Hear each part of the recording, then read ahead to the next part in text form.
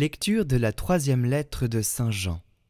Bien-aimé, tu agis fidèlement dans ce que tu fais pour les frères, et particulièrement pour des étrangers. En présence de l'Église, ils ont rendu témoignage à ta charité.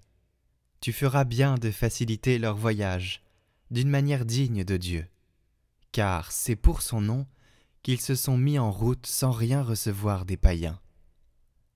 Nous devons donc apporter notre soutien à de tels hommes pour être des collaborateurs de la vérité.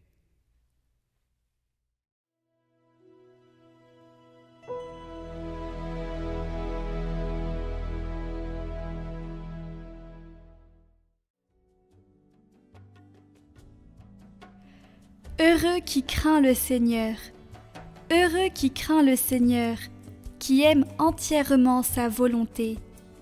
Sa lignée sera puissante sur la terre. La race des justes est bénie. Les richesses affluent dans sa maison. À jamais se maintiendra sa justice. Lumière des cœurs droits, il s'est levé dans les ténèbres. Homme de justice, de tendresse et de pitié. L'homme de bien a pitié, il partage. Il mène ses affaires avec droiture. Cet homme jamais ne tombera. Toujours on fera mémoire du juste.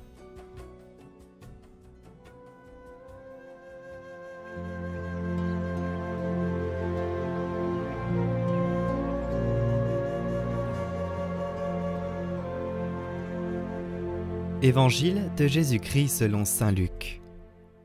En ce temps-là, Jésus disait à ses disciples une parabole sur la nécessité pour eux de toujours prier sans se décourager.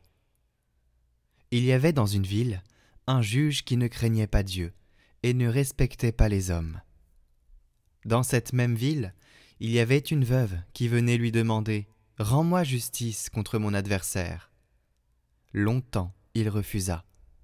Puis il se dit « Même si je ne crains pas Dieu et ne respecte personne, comme cette veuve commence à m'ennuyer. Je vais lui rendre justice, pour qu'elle ne vienne plus sans cesse m'assommer. » Le Seigneur ajouta « Écoutez bien ce que dit ce juge dépourvu de justice. Et Dieu ne ferait pas justice à ses élus qui crient vers lui jour et nuit? Les fait-il attendre? Je vous le déclare, bien vite, il leur fera justice. Cependant, le Fils de l'homme, quand il viendra, trouvera-t-il la foi sur la terre? »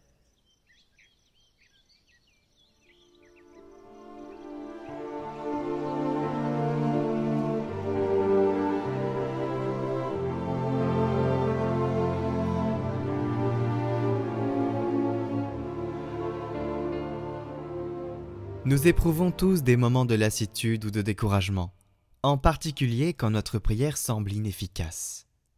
Mais Jésus nous l'assure, à la différence du juge malhonnête, Dieu exauce rapidement ses enfants. Même si cela ne signifie pas qu'il le fasse selon les temps et les modes que nous souhaiterions. La prière n'est pas une baguette magique. Celle-ci aide à conserver la foi en Dieu, à nous en remettre à lui, également quand nous n'en comprenons pas la volonté. La parabole se termine par une question. Mais le Fils de l'homme, quand il viendra, trouvera-t-il la foi sur la terre? Et cette question est un avertissement pour tous. Nous ne devons pas cesser de prier, même si nous ne sommes pas exaucés. C'est la prière qui conserve la foi. Sans elle, la foi vacille. Demandons au Seigneur une foi qui se fait prière incessante, persévérante, comme celle de la veuve de la parabole. Une foi qui se nourrit du désir de sa venue. Et dans la prière, nous faisons l'expérience de la compassion de Dieu, qui vient comme un père à la rencontre de ses enfants, pleins d'amour miséricordieux.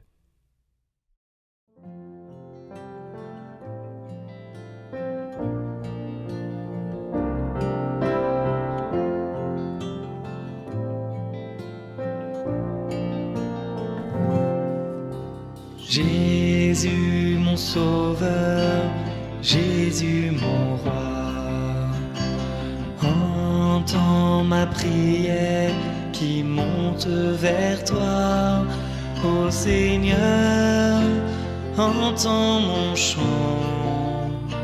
C'est toi que je cherche le jour et la nuit.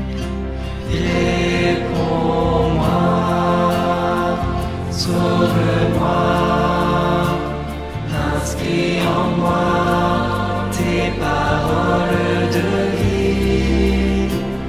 Donne-moi ton esprit, qu'il vienne en moi, faire jaillir la vie. Jésus mon roi, Jésus mon sauveur, Jésus je t'aime.